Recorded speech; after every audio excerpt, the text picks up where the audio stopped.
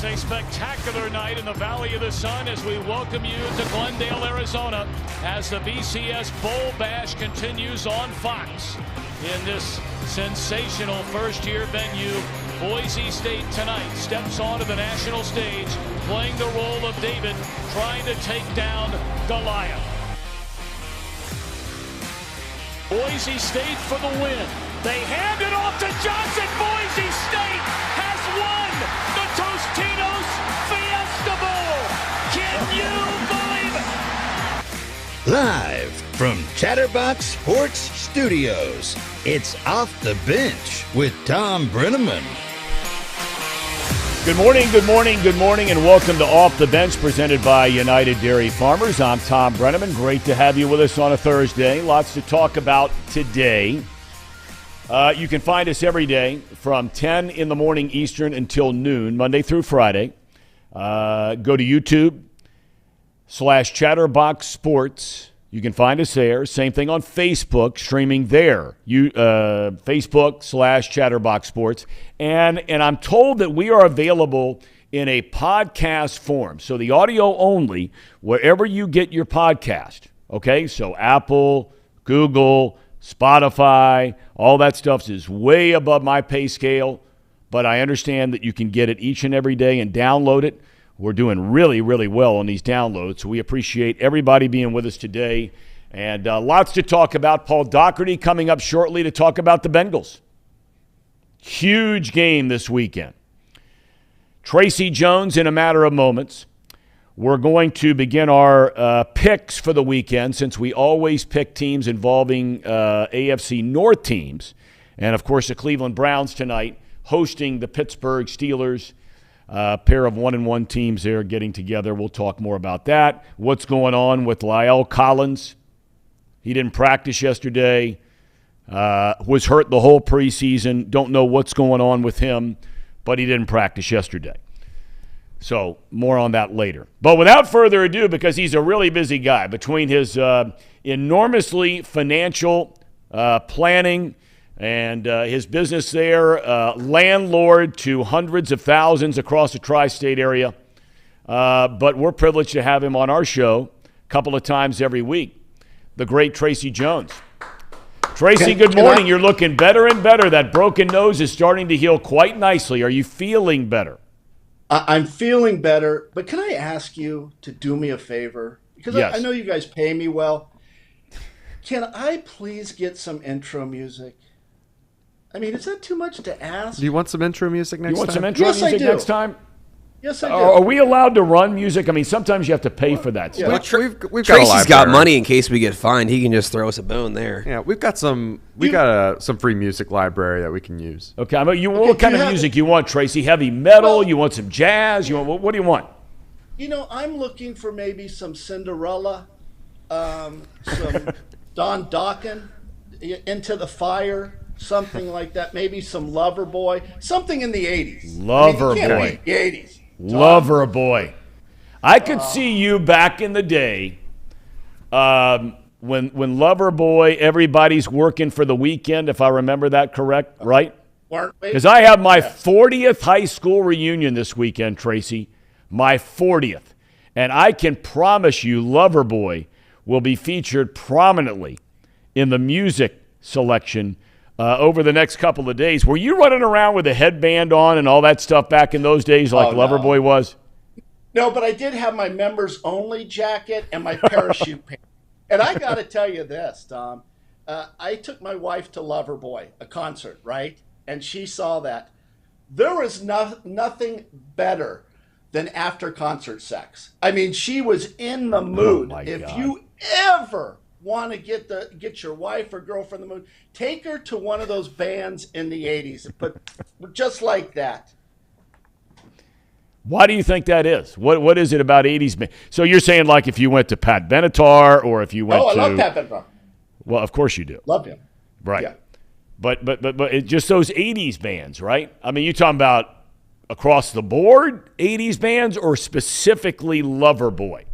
Because there's a lot of our audience that might be jumping onto what you're talking about right now. Well, Loverboy is a group that I like, but there's a lot. I love Foreigner. Have you ever seen Foreigner in concert? Very good. I have. They're really good. They had a lot of great songs. Yes, they did. But I've been to a lot of concerts. I grew up right next to the Fabulous Forum. Remember the Fabulous Forum? Of course. And all my buddies would work the door, and they would call me up and say, "Hey, listen, you want to? We got seats," and they would snake me in.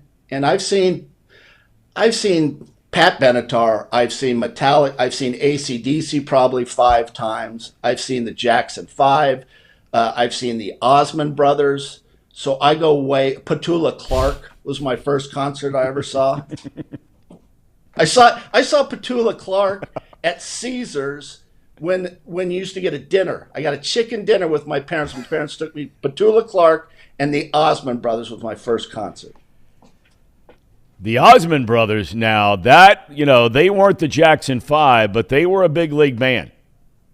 Very talented. I love Donnie, and I especially love Marie. I knew Marie that. is that. Why did I know that was coming? Talking about a clean hiney, that's Marie Osmond. You're becoming predictable now. You're becoming very predictable now. I knew that Marie was coming. Hey, listen, all right, this is allegedly a sports talk show. I don't know anymore. I really don't. It's the Tracy Jones dating advice show.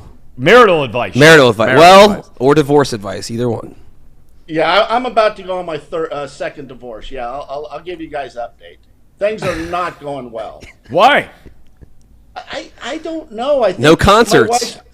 It's my wife comparing me to you. I don't know what it is, but we'll work it out. She's a nice girl. I love Danae. Been together for a long time. Knew her when she was 18 years old. That's a long time, Tommy. How much older are you than her?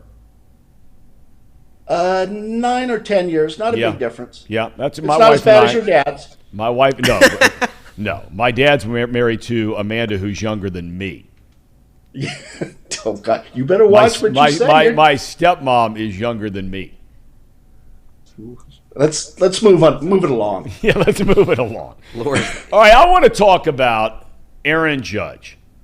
Because, and we're going to talk more about this too later with Paul Daugherty. We both love baseball. You played in the major leagues for a long time, successful major league career. You followed the game ever since you left the game. I had a chance to broadcast baseball for 32 years. Love the game. Now I kind of fall in and out of love with the game. Aaron Judge sitting on 60. The Yankees scored 14 last night. He did not hit a home run. They play the Boston Red Sox tonight at Yankee Stadium. And Fox has decided they're going to pick up that game and put it on national television in case he ties Roger Maris, American League, single-season home run record at 61. Are you paying attention to this? I mean, really now, have you been paying attention to this? No, you know what? I actually am paying attention to it. Aaron Judge, to me, is the most exciting athlete going. I mean, football, basketball, baseball. Have you watched him hit? He's going to win the Triple Crown, Tom. He's got a chance. I mean, he is having a fabulous year. And here's what's funny about this. I actually do a little homework, a lot of goofing around. You know that. But he's 20 home runs ahead of Kyle Schwarber, the second in home runs in baseball. I mean, that's kind of crazy, isn't it? It almost goes back to when Babe hit 60, and the closest to Babe, and I forget the numbers, like 18. Yeah. I mean, he is so far and above with no PEDs. I mean, and he's just launching left and right. He's really quite a player. I think he's won 4 or 5 games with home runs. He's Tracy, we talked with my dad about this yesterday, and obviously based on what you just said about being the most exciting athlete in sports. So I'm assuming that if you had an MVP vote, okay, and let's assume for a second he won the Triple Crown. It's going to be he's got some work to do in the batting average area, but in home runs and RBIs, he's a runaway winner. But do you think he's more deserving of the MVP than Shohei Ohtani? Yes, because Ohtani plays for a team that's in second to last place. With me, if you get MVP, your team's got to be up there. They got to be they've got to make a playoff spot. And Ohtani, as good as he is, Tom, he's a special, special player. He's not Aaron Judge. I mean, he's good, but he's not Aaron Judge. I got a quick story about Aaron Judge, which is pretty good, Thom. Can I tell it? Of course. That's Do why we you're have here. time? That's why you're here. Oh, okay. I'm sorry, I lost track of time. You're the one that has an appointment today. You're the one that tells me when we're texting a couple of nights, oh, you got to have me on at 10 o'clock. I can't be late for your dad. Got a big day today. Well, I can't be. You want my ass chewed? If I'm late 1 minute, he'll chew my ass. So I have you, Brennaman Jr., then I go see Brennaman Sr., and then I'm off to the doctor to talk about my concussion and my broken nose. And just for a heads up, Thom, the concussion thing does bother me. It's my 8th concussion. If I'm at all insensitive, vulgar, rude, please correct me on that. Okay, I don't want this show to go in the gutter. Just correct me, give me a little correction because it'll be because of the concussion. Okay, all right. But You going were back starting to my say the Aaron Judge story. The Aaron Judge story. I was helping my nephew in Southern California. It was at Nomar Garcia Parra's hitting camp. He's got a hitting camp and a lot of batting cages, so on and so forth. And my nephew, pretty good ball player. My brother actually broke a lot of Tony Gwynn's records at San Diego State before Mark Grace. My brother was the first baseman before Gracie, a good friend of yours, right? Yep. So we're sitting there, and I'm helping him. My brother's helping him. And there's this guy, this J.O. next to us in the cage, and he's going like, he's got, Thom, honest to God, he's got like 20 kids. And he's kind of out of shape type guy. And this is how he's teaching the kids. I know. That's all he does, right? Yeah. So I'm thinking, should we go over there and help these kids? Because that's not the way you hit, right? Swing down on the ball, think up the middle. He's doing this, and me and my brother are laughing. You know who walks in? Who? Aaron Judge. That's Aaron, the guy who was going like this was Aaron Judge's hitting coach. He's the guy that taught him the launch angle. You got to be kidding. No, it gives me goosebumps because it was so crazy. Actually, this guy had never played ball. He was a physicist. And he just says, you got to get the ball up in the air. This is how you do it. It's the launch angle. And if you watch Aaron Judge, that's what he does. And I mean, he's the best home run hitter I've ever seen. I mean, it's really something. Here, this guy, the best home run hitter you've ever seen? Yes. Come on. He's not the home run hitter Barry Bonds was. Come on. Barry Bonds had a little help. Well, I'm not saying that, but I mean, come on. Okay, Barry legit. Bonds. Well, come on, Thom. He's got 60 home runs. You got to shake yourself. I believe me, I know he does, and I understand the whole Sammy, McGuire, Bonds. Yeah. I get all that. But Barry Bonds. But you know what? Let me go back. And you know what? I'm going to give you credit on something. The greatest player I've ever seen play, all-around hitter, was Barry Bonds. Yeah. How good was he, Thom? He'd roll in, play the Reds. He did a home run in that first inning every single time. Well, I had a chance to see him. And again, I get the whole PED, accusations and all that kind of thing. To my knowledge, none of that has ever been proven true. Well, it's kind of funny. We always talk about PED with these, but we never talk about greenies with some of the other players, right? Back in the old days. Yeah. We don't want to open up a can of worms on this show, do we, Tommy? Well, no, but that's a fact, and I think it's out there in the open. Fact. And everybody, it's a fact. It's no doubt about That's a fact. No doubt about it. But I will tell you, I saw Bonds for the best 7 or 8 years of his career at a minimum 20 games a year. Because I was announcing the Arizona Diamondbacks games for the first 10 years of the franchise. Bonds was playing inside the National League West, and I was doing the Fox Saturday game of the week, which was almost exclusively for our group. It was the West Coast game. And the two best teams in the National League were the Diamondbacks and the Giants. When Schilling and Johnson were pitching for Arizona, Bonds and Kent, they got it going on there. And I tell you, the best drama I have ever seen, and I've talked about it on this show once or twice, but the best drama I have ever seen, and you don't see it at all anymore, and in this day and age where everybody's afraid of offending somebody or hurting somebody's feelings, you're not going to see it again. But every time the Diamondbacks played the Giants in those days, Kurt Schilling, whether you like him or not, the guy's a Hall of Famer. And people ought to be ashamed that they're holding his political opinions against him from putting him in the Hall of Fame.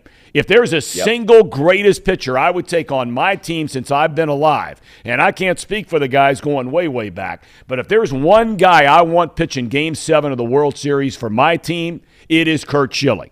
But anyway, every time the Diamondbacks played the Giants, the press would go to Kurt Schilling, and they would say a day or two before, they'd say, hey, you're facing the Giants.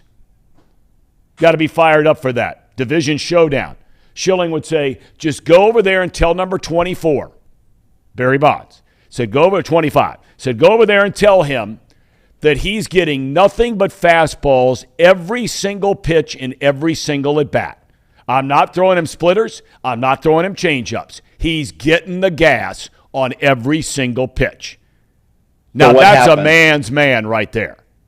So where did he put it? How far in the right field stands did Bond play? Well, he hit at it used to be known as Bank One Ballpark. Now it's Chase Field in Arizona. He hit the hardest ball I have ever seen hit in my life off Schilling, who threw there it was, fastball, and Bonds hits this missile to straightaway center field. And this thing just starts to do this. And it hit an area in straightaway center field that it's almost impossible for a ball to be hit from home plate in this area at this particular laser trajectory. And, I mean, it hit the back wall in this thing, and I thought the damn building was coming down. He hit it that hard. But that's good stuff. Mentioned it's really good stuff, and I love talking about Bonds because he's so, so good. Do you think those guys, Tracy, should be in the Hall of Fame? Yes, I do. Yes, I do. But Bonds, his personality hurts him, Tom. I mean, he was a bit of and like Betty Davis. Not a bit. He was a first-class clown. But that's all right. You're nobody until you're difficult. Betty Davis said that. Mark that down. Write that down, Tom. You mentioned a player. Now I'm not going to stutter on this, so you better be ready for this. And I think you might. I'm writing this down first. You said you're nobody until you're difficult? Yeah, Betty Davis. All right, thank you. I kind of live by that saying. Yeah, I am well aware. Okay, so go ahead. You ready for this? Yes. You ready for this? Yeah. You know who's the greatest hitting second baseman of all time? Jeff Kent. You know what? Again, a lot of Reds fans are going to go crazy because of Joe Morgan. Joe Morgan, he was a guy, back-to-back MVP, first ballot Hall of Famer, phenomenal all-around player, was a better all-around player than Kent. But as strictly an offensive player as a second baseman, I think you might be right. Yeah, because you look at Joe's stat. I'm not going to take anything away from Joe. I mean, even though I had a higher career average than Joe Morgan, I'm not saying I was better than Joe Morgan, Tom. But you look at Joe Morgan, I mean, he didn't have good years in Oakland, didn't have good years in Houston. I mean, he had those two fabulous years with the Reds. But Jeff Kent, look at the ribeye steaks that he drove in. Yeah. I mean, he hit home runs, he hit for average, and nobody talks about this guy. And again, another jerk. Oh, boy. I mean, right? Gold-plated. I've told this story, and I know you got to get going. But when I was doing the Fox Saturday Game of the Week, and as I mentioned earlier, we would do a lot of San Francisco Giants games. Mm-hmm. So I would fly up on Friday from Phoenix and spend the night Friday night, play it 1 o'clock in the afternoon the next day, and get on a plane late that afternoon to fly from San Francisco to Phoenix. And we had just had our first child. Our daughter Ella was born. And anyway, so this is in 2002 or 3, I think it was. So I had caught wind through a bunch of guys on our camera crew because our director of our Fox games was also the director of the Giants games, all of their games. And our entire camera crew that travel with us every single week were all Giants guys.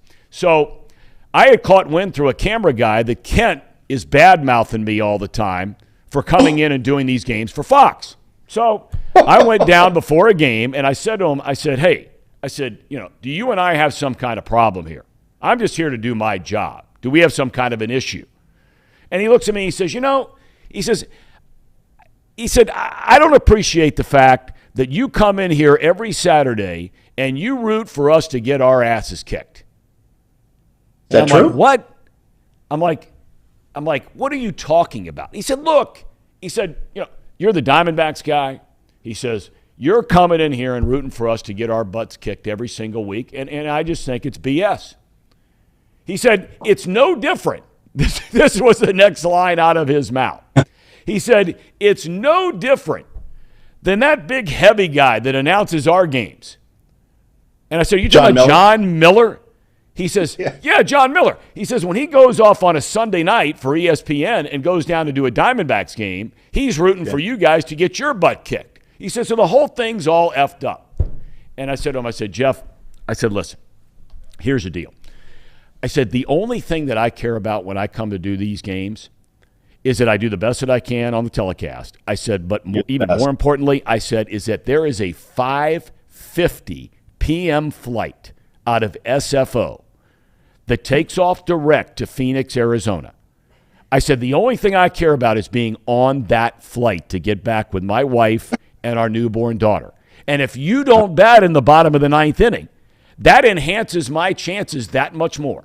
So I don't give a rat's tail about whether or not you win or lose. Just win or lose quick. Yeah. Just listen to that story. Yeah, listen to that story. You're lucky you didn't get your ass kicked by a Major League Baseball player right there.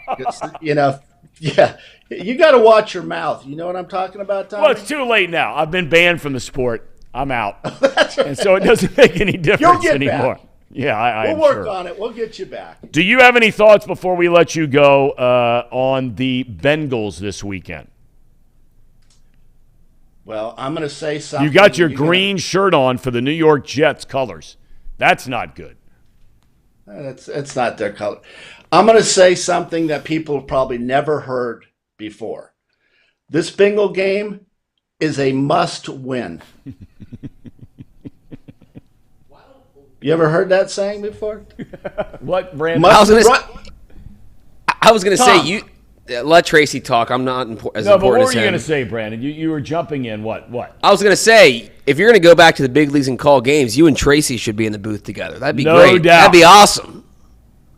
How would you feel about that, Trace? You and me brought. Not a chance. What do you think? And then you guys can do the post game concerts together afterwards. They have on the field. It'd be perfect for you, Tracy. Cool and the Gang, stuff like that. Saw them in Pittsburgh a couple years ago on the field.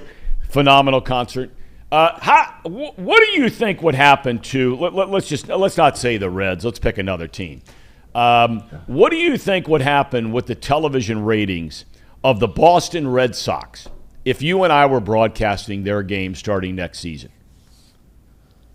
Do you really think anybody knows Tracy Jones? Everybody knows Thom Brennaman, and you'll be back in the booth, I promise, in the next couple of years. I don't think it would do a damn thing, Tom. I really don't. All right, what about in Cincinnati? What if Sadak and Barry Larkin decided, you know what, we want to go on a trip around the world together with our families, and for 1 year, Jones and Brennaman are in that booth? How do you think it would go? That's different. That would be a huge success. We could do a lot better than those guys. They're too cheesy. Everybody's a good guy. Reds are given 110%. We would tell it like it is, Tom. And I would actually turn your mic off in between commercials. Oh, my God. I would have your back, buddy. All right. This has gone straight in the tank again today. Trace, have fun with my dad today. And we'll check in next week together. Thank you for your time. And he's going to look at my nose, see if it's broke, the doctor this afternoon. My dad has not seen you since you broke your nose, right? No. And how dare you make that comment about when I broke my nose? You said, is there any nose exercises that you can do? You think that's funny, Tom? No, it was almost a cheat. Died. Yeah, are there though? Are there any exercises? I don't know, for this big nose. All right. Tracy. Have a good weekend. Well, all right, buddy. You do the same. Boy, oh boy, oh boy. Wow. Viewers go up when Tracy comes on. There's no doubt. There's no chat. doubt. I told him I told him, and he didn't listen to me, I told him that if he did this show with us 5 days a week and was sitting up here on the set. I think we need to get him in here at some point. Where's he live? Where's he live at? He's right on the river in one of those. He said he cost over $1 million. Yeah, over in Covington or Northern Kentucky, somewhere over there. He's right there on the river, yes. All right, we got to get him up here. A big palatial estate, condo. Yes. I don't know if him coming in here is a good idea the more I think about it. No, it'll be great. I'm not so sure. Are you on the YouTube chat? Because everyone loved that last 20 minutes. Let me see here. What are they saying? Let me see. Pat Dowd, Tracy Jones, guys, hilarious. I believe Dan agreed with his concert take. Jim Lewis, he's funny. He was incredible on 700 WLW. Jim Lewis, big time fan of the program. And a reminder, he's on every Tuesday and Thursday, so join us for sure. Justin Fields is back. Well, they don't hit the practice field. They just got done with walkthrough, so he should be good, right? That's right. Yeah, I mean, that's – goodness gracious. How about Tracy? I got to look it up. Did he really have a better batting average than the great Joe Morgan with the Reds? Is that what he said? That was the most absurd thing he ever said. Ever? It's right up there near the top of the list. Even putting himself in the same sentence as the late great Joe Morgan, one of my favorite people that I've ever known in my life. Joe Morgan, legend. I mean, but it just is. What a guy, and what an incredible success story, Joe Morgan, in every facet of his life. Sports, as a player, broadcasting, should be in the broadcast wing of the Hall of Fame. Mm-hmm. He's already in the players wing of the Hall of Fame. In the business world, owned I don't know how many dozens of Wendy's franchises, owned Coors distributorships all over the western part of the United States. This guy was on his game. Love that guy. Joe Morgan he obviously legendary player, broadcaster, but he's also the reason why the Reds have the Urban Youth Academy. He started the Urban Youth Academy for Major League Baseball, if I'm remembering that correctly. He was part of the whole thing. Yeah. Yep, right from the very beginning. All right, Paul Daugherty's coming up next. It'll be a much more tame conversation. We hope. That's coming up around the corner. This is Off the Bench, presented by United Dairy Farmers. At United Dairy Farmers, we've perfected freshness in our family bakery, where we use only the finest ingredients, like thick, high-quality glazes on our signature donuts, before delivering them fresh from bakery to store every day. UDF, made for you. If your AC or furnace is struggling, turn to the experts at Bartell's Heating and Cooling. Their certified technicians get the job done right the first time, and if you need a new unit, Bartell's will give you upfront pricing with no hidden fees. Plus, ask about Bartell's 0% interest financing for 60 months. Learn more at bartellsheatingandcooling.com.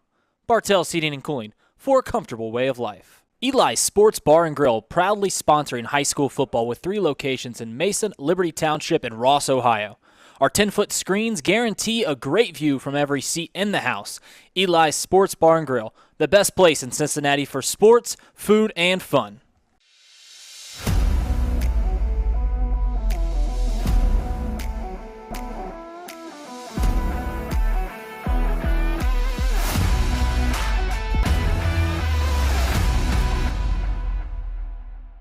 Where can you turn when you're in pain?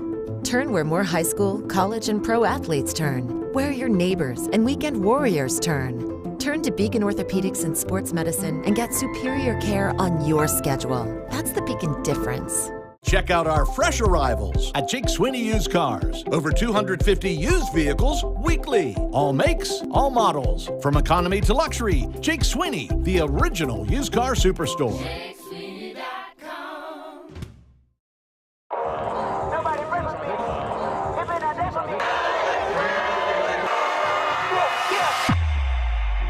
The time is now. Football season is back here in the Queen City, and Week 1, St. X versus Lakota West. DJ E-Train here with Chatterbox. It's about to go down. It's our kickoff of our official tour. Every Friday night you'll see us. Let's go. 3,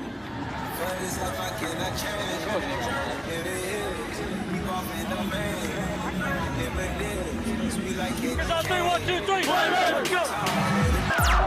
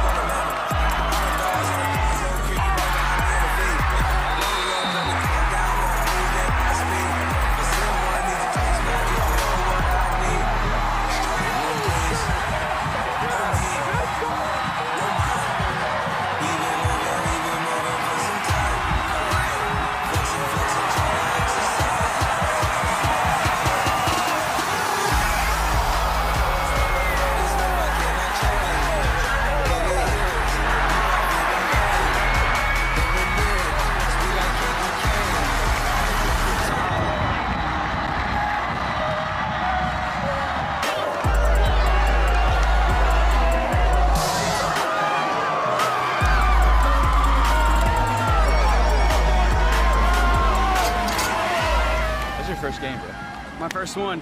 I mean, I couldn't have asked for a better first one because Coda West struggling a lot throughout the first half and beginning of second half, and then big time. It's a party. It's a party. It's a party. I know one thing. Ain't nobody does this better than us. Facts. Yeah, this atmosphere was insane. Show was on point. Everybody had a great time for the first one, too. Bringing people together. Big shout out to everybody tonight that worked hard from Chatterbox and everywhere else to put on a great show. This dude's legit. And he's sweating, so you know he's legit.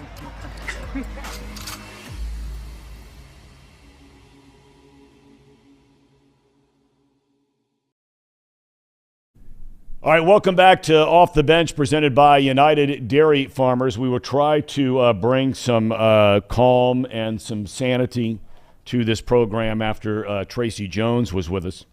We're going to shift gears and talk a lot about what everyone's talking about. There are a lot of people talking about college football coming up this weekend.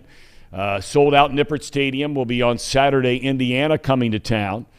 Luke Fickell said in his press conference a couple days ago that last year that win at Indiana was the game he really believed propelled his team into believing that it could beat anybody anywhere.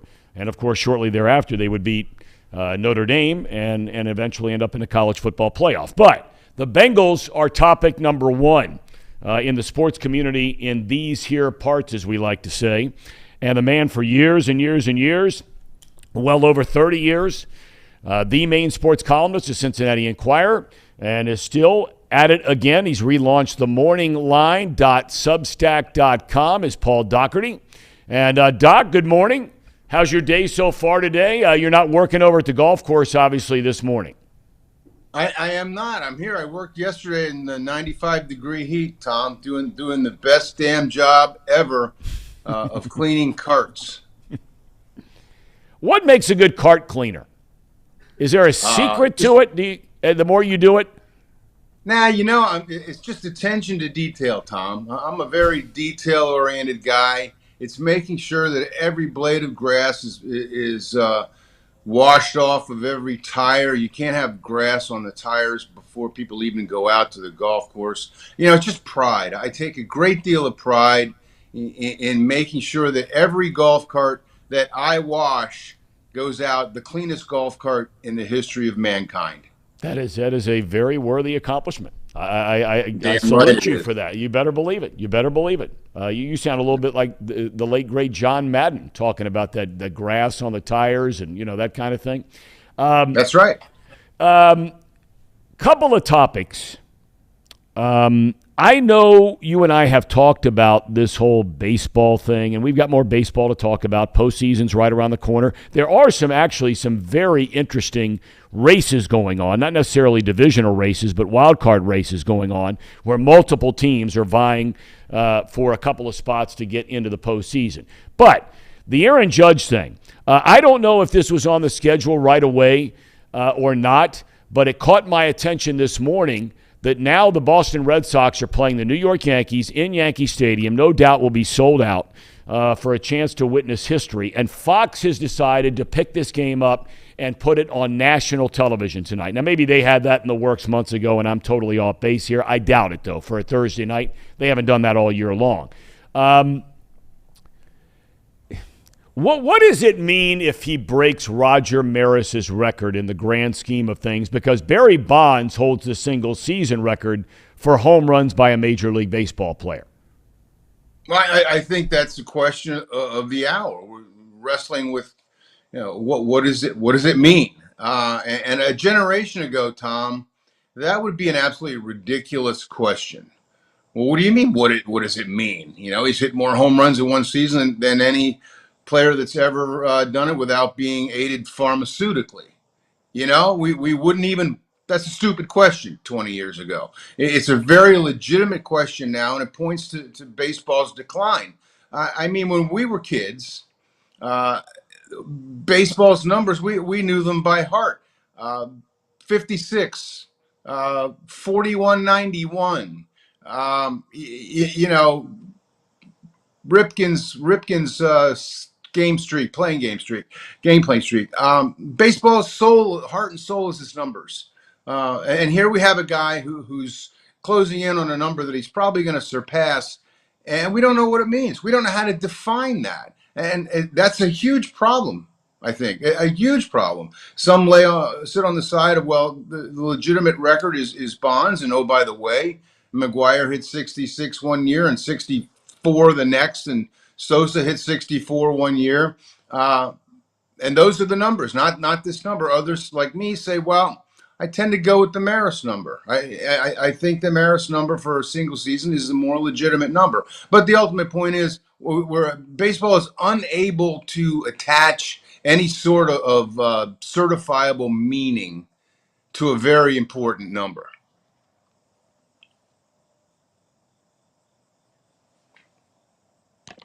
I'm not hearing you. If you're speaking, I can't hear you, Tom. Okay, let's see. Can you hear me now? Is that better? Yep, gotcha. Okay. Gotcha. Well, we just lost your video, so I don't know what happened there. Okay. Maybe you hit a button. You can hear me, though, right? I can hear you. I can hear you. Okay. Okay. So, I mean, look, I don't know if you can feel sorry for a guy who's making, $25, 30, $35 million a year, whatever Aaron Judge is making. But based on everything you just said, there's a part of my heart that feels bad for him, because what he's gone out and has accomplished and will accomplish, because he's going to break this number. He might tie it tonight. He might break it tonight. He might hit 2 home runs tonight and go by Maris's record. But there's a part of me that feels bad for him because of the way baseball has sort of lost its identity in these numbers that you're correct. We all used to know by heart when we were growing up, and now you just don't know what to believe anymore. Well, it's not dissimilar from what happened with Alex Rodriguez with 600.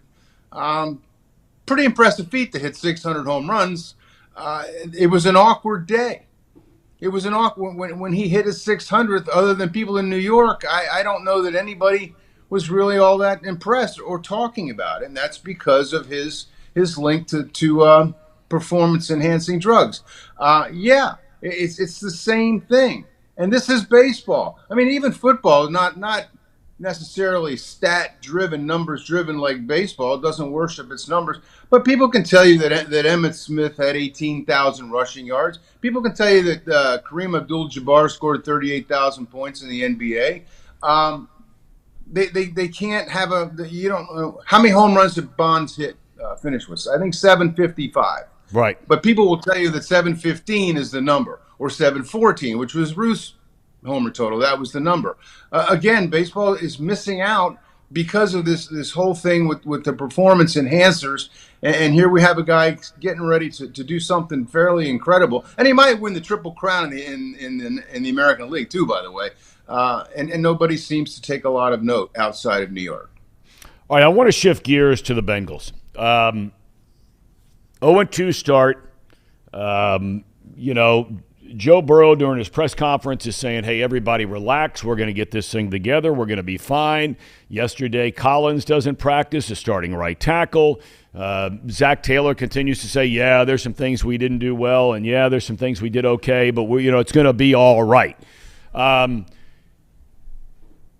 they got to win this game, right? Yeah, there's a very fine line, Tom, between panic and urgency. I mean, they say they feel the proverbial sense of urgency this week. I don't necessarily buy the notion, even though it is a statistic that I think 6 teams have gone 0-3 and made the playoffs like ever. Every year is different. Every team is different. The AFC North shows signs of going south already. I believe at the moment anyway, subject to change, the 10-7 will get this division. But that said, yes, this week is on the coaches, in my opinion. I think that, and I hope that they're in those dark rooms this week, scheming their little butts off, because it is shown for 2 weeks, without a doubt, that what they're doing is not working. They can't just line up all that great talent and win football games. They have to change. This is a crucial week for this coaching staff. Can they find a way to keep the heat off of Joe Burrow? I mean, everybody knows that's the problem. I think there are people in caves in Borneo waking up this morning saying, got to go to the short passing game. You know what I mean? It's not hard to diagnose, but it is up to the coaching staff to fix it. Now, I thought last week they tried to establish Mixon first, and they sort of did, but it didn't work. I think they're going to try that again and mix in a sort of a hurry-up kind of offense where at the very least Burrow's not getting hit every play, but just as important, he has a chance maybe to establish some sort of rhythm. He's a rhythm guy. Most quarterbacks are. I haven't seen Joe Burrow get into much of a rhythm yet this year. He did once last week on the 19-play drive. Hurry it up.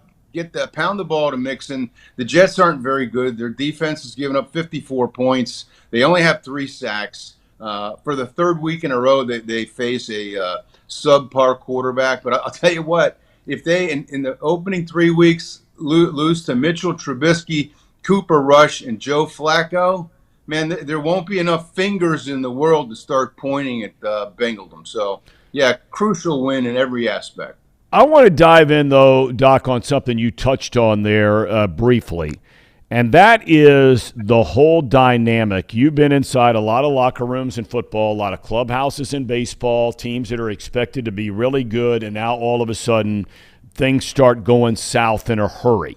Not just from a win-loss record, but because of the win-loss record. Now, all of a sudden, in football especially, you'll start seeing some splintering going on, whether it's some of the players with the coaches, whether it's the offense versus the defense. Because let's face it, I don't care if it's Trubisky and Cooper Rush. This defense has played well enough to win both of these games. And sooner or later, knowing the dynamic of a football team, it can eventually happen where the defense starts looking at the offense and saying, when are you going to start doing your thing over there? Yeah, it happens all the time everywhere. And there also may come a point where they start questioning the coaches. When they may start thinking like some of the rest of us, that last year was kind of a magical season that doesn't happen very often, and that the line between what they did last year and what they're doing now really isn't that big, you know? And that's said all the time. The NFL is created for the more perfect 8-8, right? Everything is structured that way economically, the draft and so on. I don't know if doubt creeps in or not, but there's always that possibility. And there's the long-range possibility that if Burrow keeps getting beat up, he'll have to seriously consider his options after this rookie contract. And I know the Bengals can tag him, and they would, but you don't want your quarterback thinking, I can't spend my career getting beat up like this. So, yeah, the stuff that's not even on the field is as important in a week like this as the stuff off. They really need a win simply to confirm their belief in themselves. And I think that, especially in the coaches, if you lose the faith of the coaching staff, you start tuning out your coaches, you got problems. I don't want to blindside you with this because you and I like to touch base on some of the topics that we're going to cover. And obviously you do a tremendous amount of homework getting ready for this. But you have known Jason Whitlock for a long time. I'm not saying you know him well. And if you'd prefer not even to get into this, that's fine, because I didn't want to get into it yesterday, and because I made the comment that politically I don't care where anybody is. I have a tremendous amount of respect for his opinions on a lot of different things in this society. I think he's extremely courageous, whether you agree with him or disagree with him. But as an African-American man in this society, for him to have some of the opinions that he has in direct contrast with many other African-American in this country, I think he's a smart guy, and I really am a fan of his. But what was your reaction, even if you're familiar with it, Doc? I don't know if you are. What was your reaction to that whole thing and his comments about Joe Burrow? And again, if you don't want to talk about it, just say so, and it's no problem. First, you'll have to. You said I'm prepared, and I usually am, but I don't dwell on a lot of the stuff that Whitlock does, so you'll have to tell me what he said about Joe Burrow. Well, he just, he made the comment that Casey helped me here, that in a nutshell, he was saying that, he compared him to Josh Rosen, and which was a totally unfair. And then he talked about being a guy chasing social media when in reality, Burrow had only posted, I think, 10 things on Instagram over the last year and only 4 or 5 things on Twitter over the last year. Casey, just give me the nutshell. Here's the exact quote that he said. Joe Burrow might be a high-class Josh Rosen. Burrow is a bit woke, chasing social media fame, and he's certainly full of himself. Reevaluating my Joe Burrow position, stay tuned. And then he initially said, if Joe Burrow were a black man, we may have been quicker to call out his BS. And then recently he actually tweeted out that Joe Burrow, let's see here, Joe Burrow is suffering from Colin Kaepernick disease. Kaepernick's disease is a deadly form of arrogance, shallowness, narcissism, and wokeness. The disease is triggered when agents, handlers, and media influencers convince young athletes their mission to be more than the athlete themselves. So, and he went on to say, he said, he looked in the camera and he said, Joe Burrow, just go play football and stay away from some of these other things that we see so many athletes getting involved in today, social issues and so forth. So I know, but us telling you all this stuff, it's unfair to even to ask your reaction to any of that. Well, I would be very surprised if Jason Whitlock has ever met Joe Burrow, let alone spoken to him. I don't know. I think Jason Whitlock's a really good writer, and I know what he does and why he does it, and he's very good at that. On the other hand, in his quest for ratings, page views, whatever, likes, he's saying some things that really just have no basis in fact. The notion that he thinks Joe Burrow is what did he say, full of himself? I mean, don't you want a quarterback that way?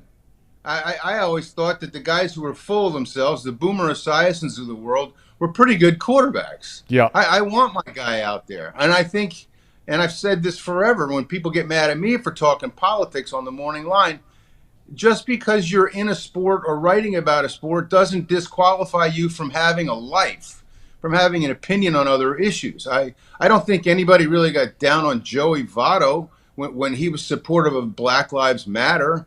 I think he's a human being. He's allowed to have opinions on things. The notion that that Whitlock is comparing Joe Burrow to Colin Kaepernick, I'm not sure what planet Whitlock lives on these days, but it's not ours. I don't think you can put the two in the same sentence with any credibility, other than the fact that one used to play quarterback and got to the Super Bowl. One still plays the quarterback and is trying to get to the Super Bowl. Gloria Steinem once, I think it was Gloria Steinem, once said about Oakland, there's no there. Yep. That's kind of my take on Jason Whitlock's opinion of Joe Burrow. There's no there. I got you. And again, I didn't mean to throw a curveball at you, Doc. I don't mean to do that. I don't like to do it. I don't like when people do it to me. All right, my friend. End of the day, you think the Bengals go there and win? I'd like to say yes, but I'm glad that we bet your house and not mine on them beating the Cowboys. Yeah, right, I still have a place to live. I don't know where you're living. I'm right across the street in this empty park in Hamilton, Ohio. Oh, there you go. I'll come by and drop off a loaf of bread for you. I think they win. I think that it is sort of a must-win situation. I'm not sure that the fact they may or may not have Lyle Collins is all that important. I didn't know he played the last 2 weeks. But I think that the Jets aren't very good. There's no Micah Parsons there. There's no T.J. Watt. The sort of pressure that Burrow faced the first 2 weeks, I'm not convinced he's going to see this week. I mean, if he does and they don't win, big trouble in River City. But I think they get this game. I think they may get it by 7 to 10 points. Okay. All right. All right. We will touch base, Doc, next week. Thanks so much for your time, as always, and have a great weekend. All right, brother. Talk to you soon. All right, be good. Paul Daugherty, always awesome, getting his perspective on things. I feel bad about throwing him out there about that Whitlock thing. That was not right of me, and I got to do my best not to do that again. Because that is a very hot button topic right now. And look, we posted on social media yesterday on Twitter and today on Instagram, and tens of thousands of viewers on some of the comments we made on the show yesterday about this thing. And Jason Whitlock himself even responded to that video, just with the word interesting, but at least he saw it. And I had just urged him to please reconsider this stance about this guy based on a number of other reasons.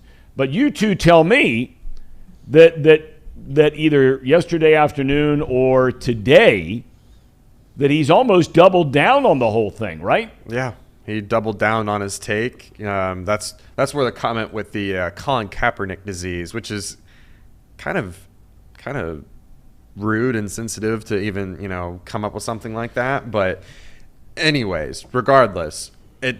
Just like Paul said, it's kind of off basis. Like, he deletes his social media before the season even starts. Yep. The guy's all in on football as soon as before the season, like preseason. He's all in. And you're going to judge his character based off of a couple of points that he stances that he has in his politics and his beliefs.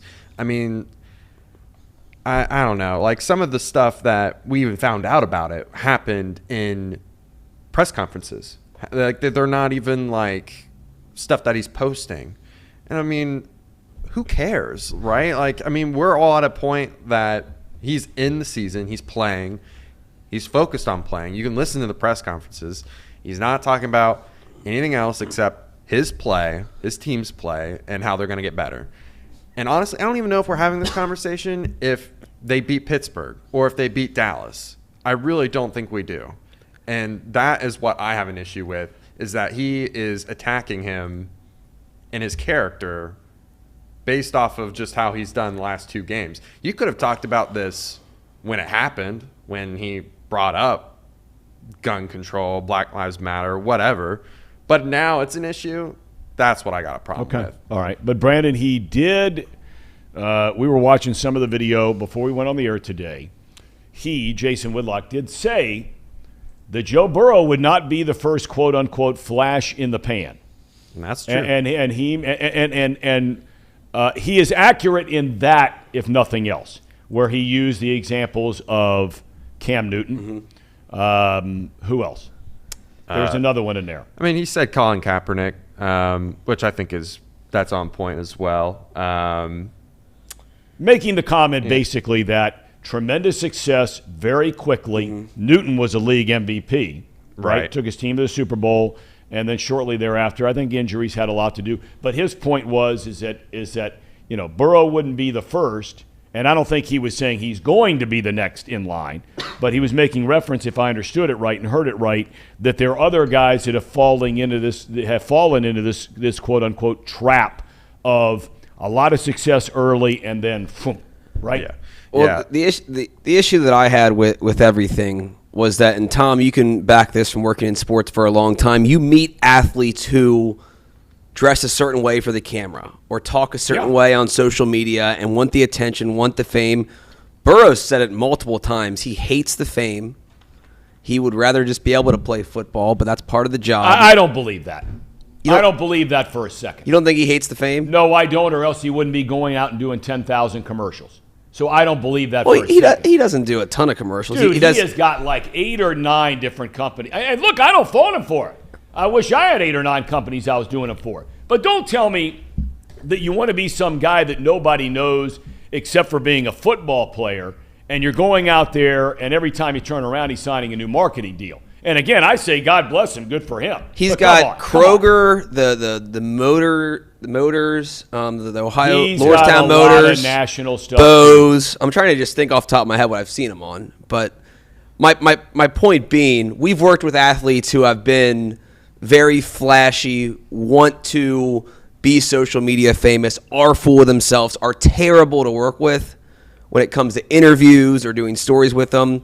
My little bit of experience, Burrow's been fine to work with and seems like a genuine dude compared to, I'm not going to name names, but some of the other athletes I've worked with have been fake or wanted likes and retweets and all. That's all they care about. There's no question. There's no question. That's 100% accurate. And look, I made my statements and thoughts on Joe Burrow yesterday. There's nothing that leads me to believe that he is not a straight, stand-up, good guy with a great upbringing, has been humbled in his life. He goes to Ohio State, and you can say, yeah, he's on a football scholarship. It's all true. But he sat the bench, transfers, LSU, gets his chance, makes the most of it, comes to the NFL, gets hurt, deals with that adversity, comes all the way back, takes his team to a Super Bowl. You never read about him off the field with trouble in any way. Mm-hmm. So, look, put it this way. And I always ask myself this question as a father of a daughter. Okay? At the end of the day, this is the question that I try to look at other people, and I say to myself, from what little I know, and I don't know Joe Burrow, but from what I've been able to see going back to his Ohio State days, because I was around him when he was at Ohio State, following him at LSU, and now living in our city and making this his year-round home for the last 3 years, would I be comfortable with my daughter dating or marrying Joe Burrow? And I don't mean the part about the money and the fame. That's not what I'm talking about. I'm just talking about as the character of a man, would I feel comfortable? And the answer to that is absolutely yes. Neither one of you are dads to a daughter. No. There's no more important relationship in the world, in your life, or more tender or loving, and you love your son, you love your wife. Nothing matches, some say a mother to a son, nothing matches the love of the father to the daughter. Because a lot of dads out there know what pigs a lot of us can be. And I was right at the top of that list. And so, anyway, I digress. Do we have anybody from Cleveland coming on today? We haven't heard back from him yet. Okay. So we can do our picks? Yeah, we're going to start our picks today, right?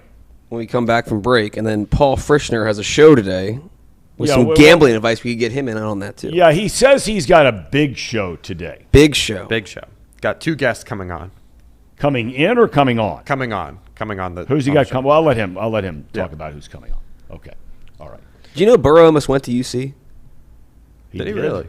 Yeah, it was between LSU and UC. Oh, you mean transfer? Yeah. When he went to transfer. Yeah. Obviously, Coach O with the crawfish, that was the right decision, made a difference, became one of the best quarterbacks all time, won the Heisman. Good deal for him, but Fick tried. I have spent a lot of time socially with Urban Meyer. And when he was in town a couple of weeks ago, more than a couple of weeks ago, a month ago, he invited me to come along with him and his best friend from college that he went to UC with to go down and watch the UC scrimmage, which was a week before their season opener. And we went and had breakfast together, and we're hanging out there in Clifton. And, of course, Urban went to UC and played at UC. And his son is a grad assistant at UC, Urban Meyer's son, who played baseball initially at the University of Cincinnati, then became a football player, great athlete, Nate. So Luke Fickell had asked Urban to come down and look at his quarterbacks and just give some thoughts on, what he saw and all that kind of thing.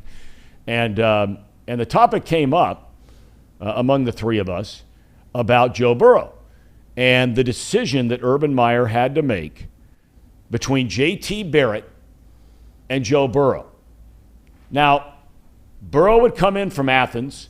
J.T. Barrett wasn't one of these 5-star guys coming up from Texas. But Barrett ended up having to start his freshman year. He breaks his ankle in like the third game of the year, or in the Michigan game, forgive me. He had led them all the way through the season. They had lost one game very early against Virginia Tech. They blitz through the rest, breaks his ankle against Michigan. Cardale Jones comes in. We know the story. They win the national championship. Now you're coming back to next year. You got Cardale Jones, you got JT Barrett, and you got this guy named Joe Burrow. Okay? So once Cardale sort of, played himself out of that role, but Barrett and Burrow were the guys before Cardale came along, and Urban's just like, it's nothing against Burrow, but there was something about our team and the way they gravitated towards the leadership of J.T. Barrett. He said, I had to play him. And look, if you could do it all over again, he said, I'd have still started Barrett, even though Burrow has proven to be a better player. But Barrett won a lot of games. Mm-hmm. Yeah. Every year they were right in the hunt.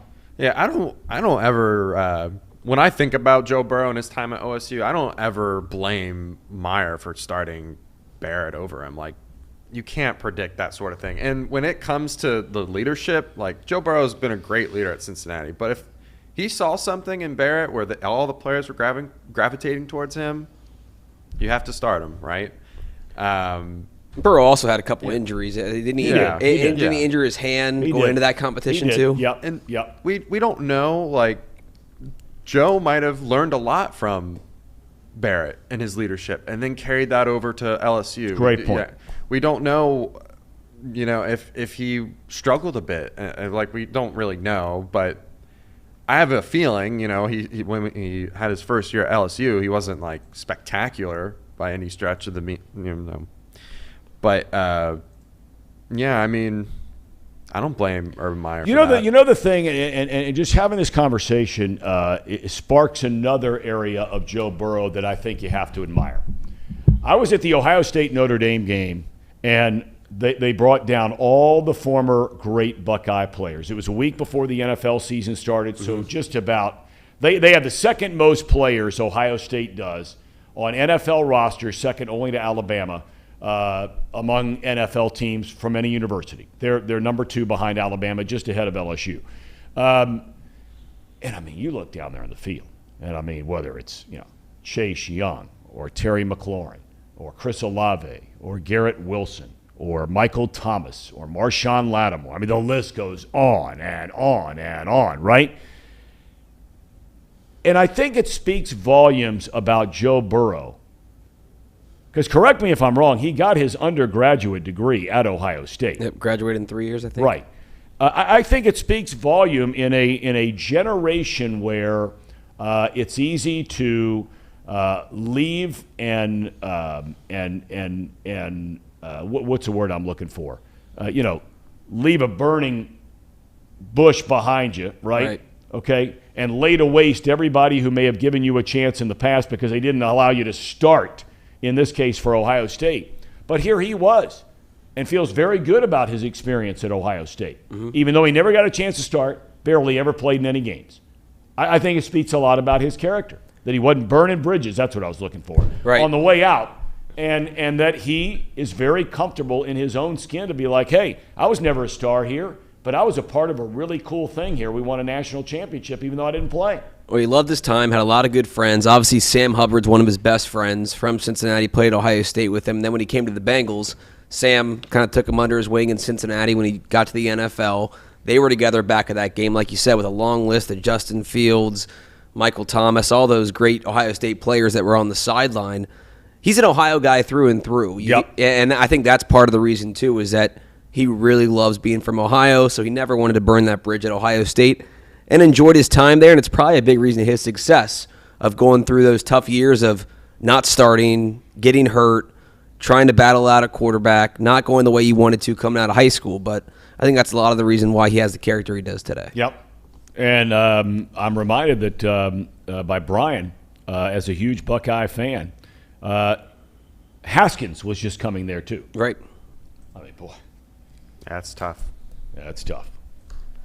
Deciding who's going to start in that room. That's a good quarterback room. Okay, when we come back, we are going to start to break down tonight's game in the NFL. The Cleveland Browns and the Pittsburgh Steelers up on the lakefront in northern Ohio. We're back in a moment. At United Dairy Farmers, we've perfected freshness in our family bakery, where we use only the finest ingredients, like thick, high-quality glazes on our signature donuts, before delivering them fresh from bakery to store every day. UDF, made for you.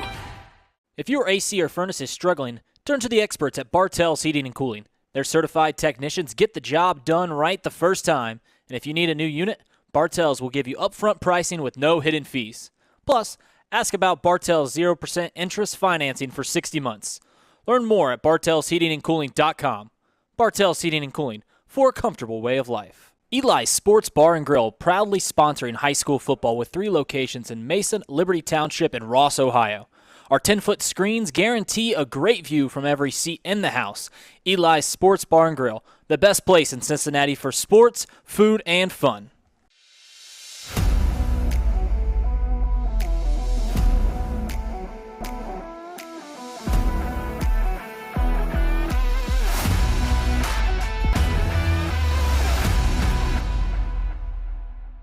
Where can you turn when you're in pain? Turn where more high school, college, and pro athletes turn. Where your neighbors and weekend warriors turn. Turn to Beacon Orthopedics and Sports Medicine and get superior care on your schedule. That's the Beacon difference. Check out our fresh arrivals at Jake Sweeney Used Cars. Over 250 used vehicles weekly. All makes, all models. From economy to luxury, Jake Sweeney, the original used car superstore. I know one thing. Ain't nobody does this better than us. Facts.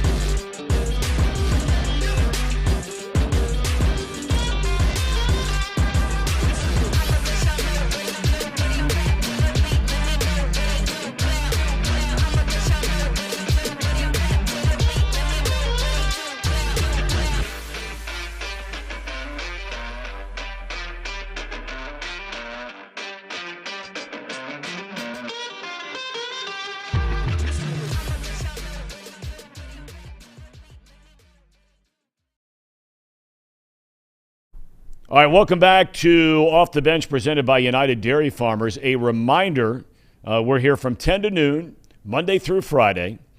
You can watch us as some of you are right now. In fact, we've got our largest gathering of people watching at any time so far here today. I want to thank everybody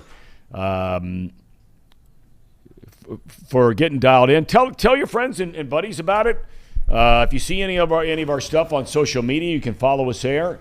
On Twitter, Instagram, Facebook at Thom Brennaman TV. Thom Brennaman TV is in television. We're available in podcast form, so you can go to Spotify, Apple, Google, wherever you get your podcast, and just type in Off the Bench. And we invite you to join us. And we've got a nice thing going here so far. Tomorrow, we're going to have James Rapine, who covers the Bengals for Sports Illustrated, does a Bengals podcast. He will bring us up to speed as they prepare to leave to go to New Jersey. They would fly in, I'm sure, to Newark and then bus right down the road and stay somewhere out there in the Meadowlands. It's rare. I've only known a couple of teams through the years that have ever actually gone into New York City and stayed. So we'll have James Rapine. We'll have Dan Horde.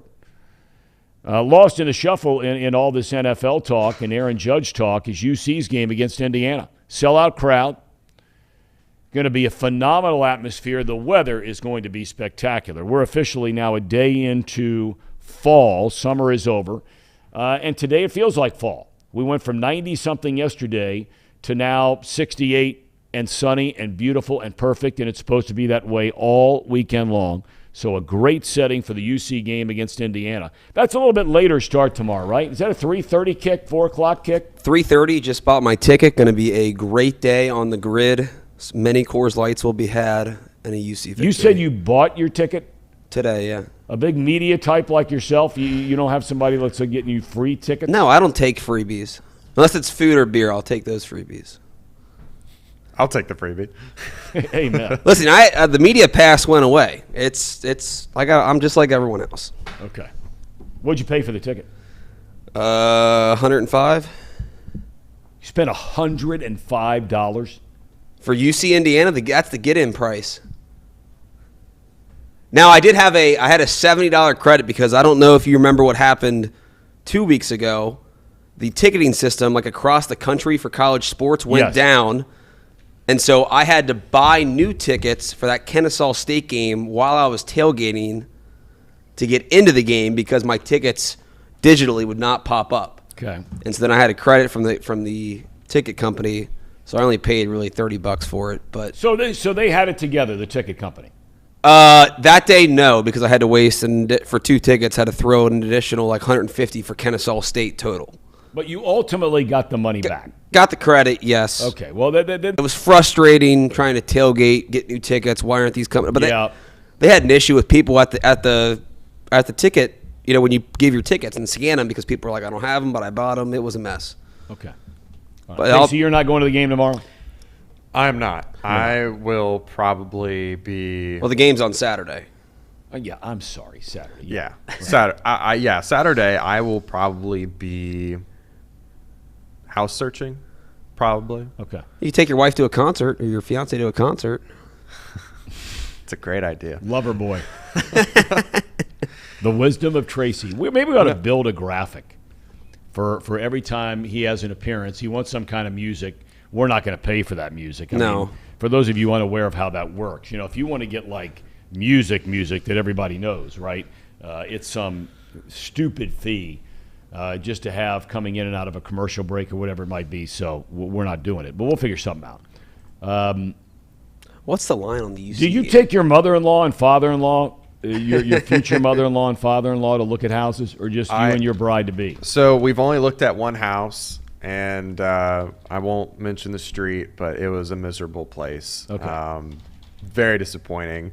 I did not take my mother and father-in-law. I took my dad. He's, contractor. Yep, fix-it guy, right? Yeah. So he built the sweet studio. Give the name of his business, because he built this entire thing. So my dad's business is now called Lure Up, which has nothing to do with building anything like this. The Lure, studio. Lure, like fishing lure? Yeah, fishing lure, Lure Up. He does custom baits. He does a lot of swim baits, and he builds like really interesting different types of lures. You got to check out his channel.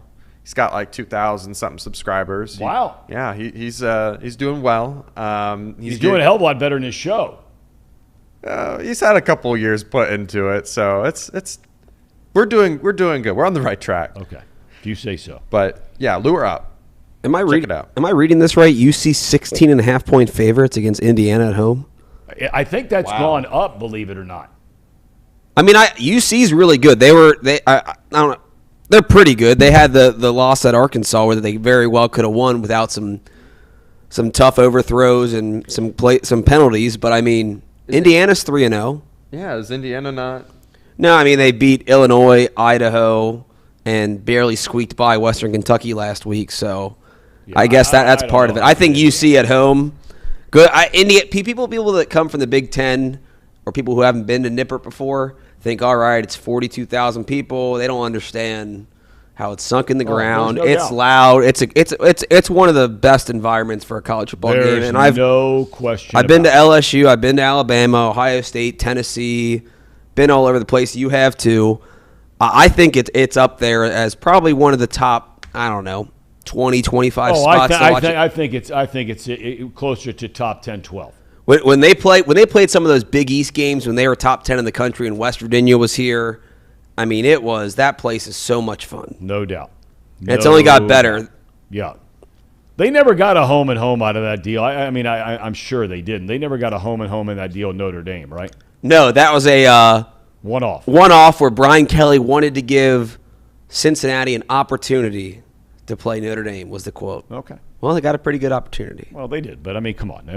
People don't like Kelly, but it's big league of him to have arranged that game. Yeah, and it just lined up when UC had their best team in program history. Because those are scheduled 3 to 10 years in advance. That's right. Yeah. That's right. Okay.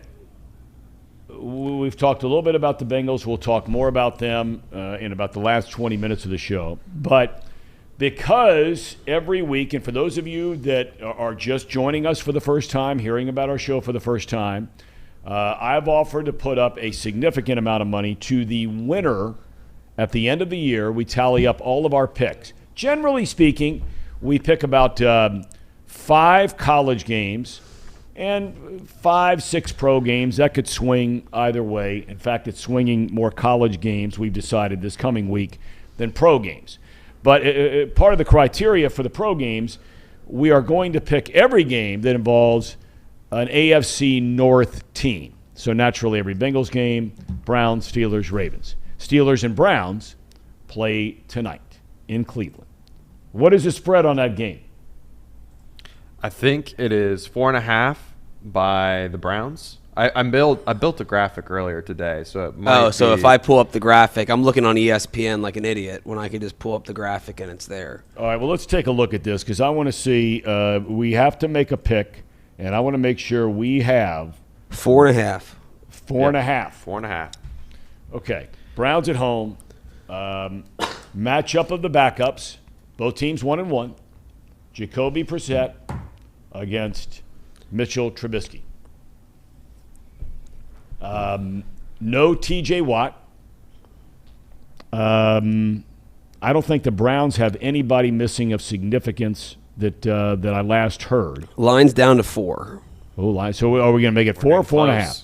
We'll make it 4. We'll make it 4. All right, we'll make it 4. So we'll change that.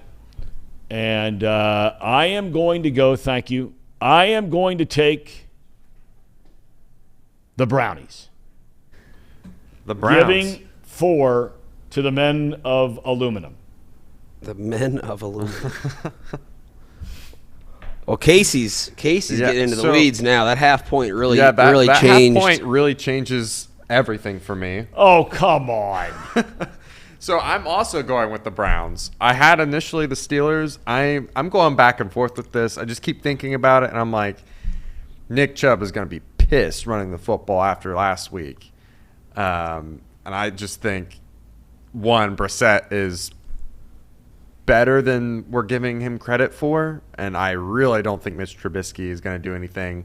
Najee Harris hasn't been able to do anything. Steelers' defense last year was 32nd in run defense, which is a recipe for disaster for them against the Browns. I'm going to go Browns here. Give me the Steelers. Really? Steelers going to not just cover but win this game. Ooh. I think the Browns have a little bit of a hangover from that Jets collapse. It's prime time against the Steelers. I believe Pittsburgh's won the last 2. I just think, and this is going to come back to hurt me if the Browns come out and punch them in the mouth, but I think the Browns are going to be the Browns tonight, and it is going to be a Steelers win. The Browns are who we thought they were. Right. And you're going to let them get away with it. They're not going to get away with it because I am very, very surprised, Mr. Seho, you're going with the Steelers. Especially how they played against the Patriots last week. I know. They could have won that game, though. I know. The Browns were up 13 with 90 seconds to go and lost to the Jets. The Brownies should be 2-0, though. They really should be. I mean, if any team in football is 1-1 right now or 0-2 that should be 2-0, it is a landslide, the Cleveland Browns. If the Browns would have won, that would have been the first time they were 2-0 to start a season in like 100 years. Or well, it's not that. Not 100 years, but it was like at least the last one was 50 years, right? 50, for what? The being 1-0. No, it wasn't 50 years. It was I think it was like the 90s maybe. Let me look up when the last. I think you're probably right, because when we made the comment after they won their first game of the year, that it was the first time since 2004. 29 years ago. They were 1-0.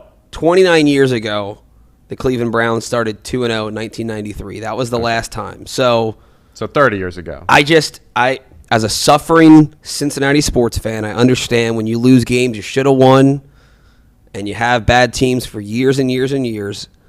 I just don't think the Browns are at the point of not being the Browns anymore. Not yet. They will be at some point, but they're still the Browns. Do you feel the same way about the Bengals? They lost 2 games they should have won. Well, do you think they bounced back? I think they bounced back, yeah. But they're also they've defied the odds of breaking the playoff win drought of 30 years, going to the Super Bowl. They're not the Bengals anymore. Well, the Browns won the playoffs against the Steelers 2 or 3 years ago. That's right. Baker Mayfield. They didn't break the curse. Baker Mayfield. Also, I shipped him off. The Cleveland fans. I played hurt all year long last year. Couldn't run him out of town fast enough. The Cleveland fans also like to compare their fandom to Cincinnati Saints. This is not everyone, but on Twitter I'll see that Cleveland has it worse. I don't know if I'm forgetting something or they are, but I'm pretty sure LeBron won them a title. Cincinnati hasn't had a title since 1990. I agree with that. Boy, and it seems like a hell of a lot longer than that. Yeah, that was cool growing up right after the Reds won the World Series, watching the wire to wire VHS every year growing up, going to Reds games, thinking that this is when I was like 7, 8 years old, 9 years old, whatever it was. Reds just got Ken Griffey Jr. UC's number 1 with the National Player of the Year, Kenyon Martin. I'm like, holy cow! Every year is going to be this great. Yikes! Sorry to bring the room down. We know better. We know better. As far as the Reds thing goes, I mean, look, and both parties were sorry it happened and wish shortly after it all went down, both parties wish it would have turned out differently had everybody just taken a deep breath. And those people are Lou Piniella and Marge Schott. Mm-hmm. Lou Piniella had this team in the hunt all 3 years he was a manager.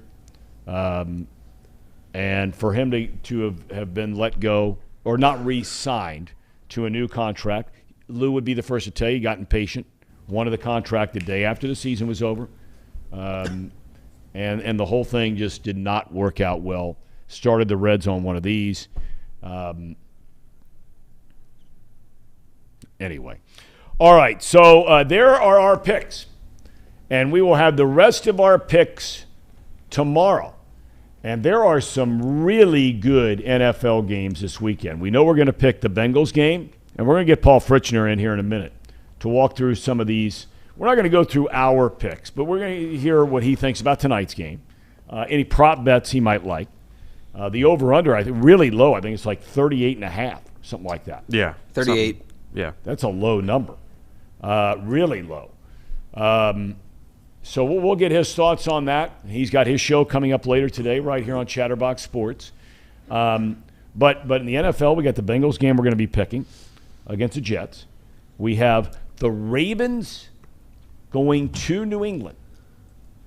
Very interesting game. Mm-hmm. Yeah. Tell you another couple of interesting games we're going to be picking. You've got Green Bay at Tampa Bay. That's a really good one, too. Solid. And then you've got Buffalo at Miami. Yeah, that's the one everyone should be paying attention to. You on the Tua train yet? No.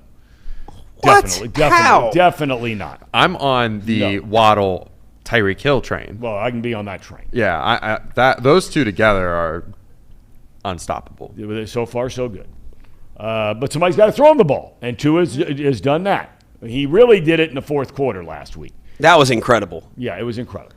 I was watching the Browns game at a Browns bar with the Ravens game on the other TV, and watching them lose the way they did simultaneously, pretty fun. The Bengals game happened, and that wasn't fun. Yeah, that sucks. And then you have, in the collegiate front, we got UC Indiana. We have Ohio State, big game, Saturday night in Columbus. Primetime ABC against Wisconsin. Big Ten matchup. Season opener of the Big Ten for both. You got Florida and Tennessee. I think it's great to see Tennessee back competing again.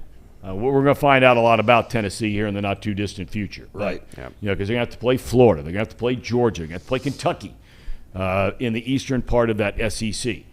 And then you have, what other games did we decide? We have Texas A&M is hosting number 10 Arkansas. Did you say Clemson, Wake Forest? Clemson, Wake Forest. Another very good. So there are a lot of good games this weekend in the college front and in the pro game. All right, when we come back, we're going to get Paul in here to talk about some of these games. Stay with us. At United Dairy Farmers, we've perfected freshness in our family bakery, where we use only the finest ingredients, like thick, high-quality glazes on our signature donuts, before delivering them fresh from bakery to store every day. UDF, made for you. If your AC or furnace is struggling, turn to the experts at Bartell's Heating and Cooling. Their certified technicians get the job done right the first time, and if you need a new unit, Bartell's will give you upfront pricing with no hidden fees. Plus, ask about Bartell's 0% interest financing for 60 months. Learn more at bartellsheatingandcooling.com.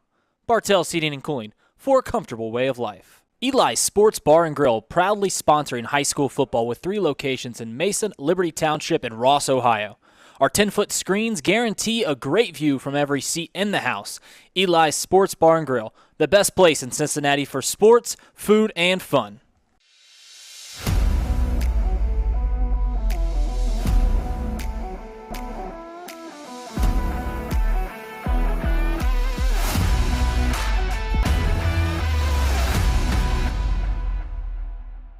Where can you turn when you're in pain?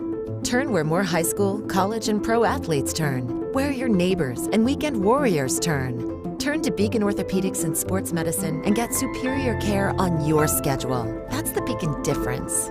Check out our fresh arrivals at Jake Sweeney Used Cars. Over 250 used vehicles weekly. All makes, all models. From economy to luxury, Jake Sweeney, the original used car superstore.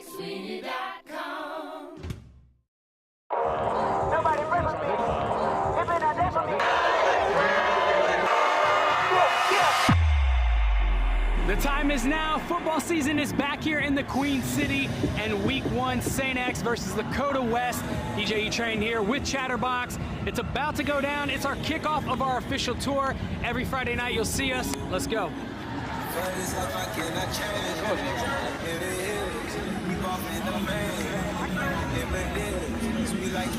1, 2, 3. Let's go.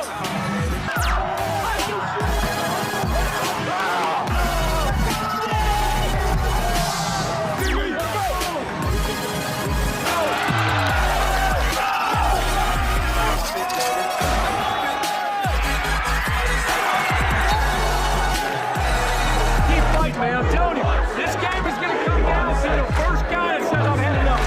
That's all it's going to say. One guy to say, you know what, I've had enough.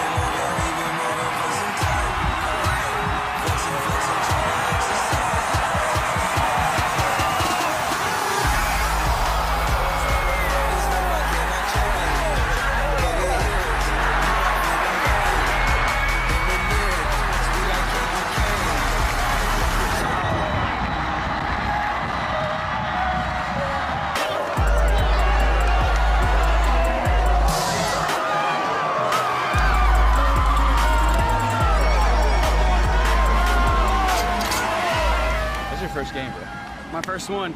I mean, I couldn't have asked for a better first one because Coda West struggling a lot throughout the first half and beginning of second half, and then Big time. it's a party.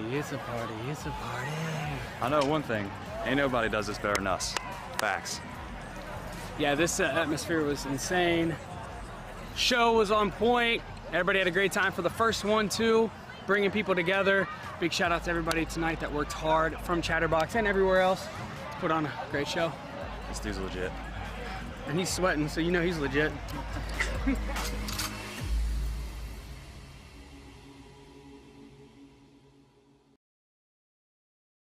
All right, welcome back to Off the Bench, presented by United Dairy Farmers. We had to do some reshuffling here in the studio.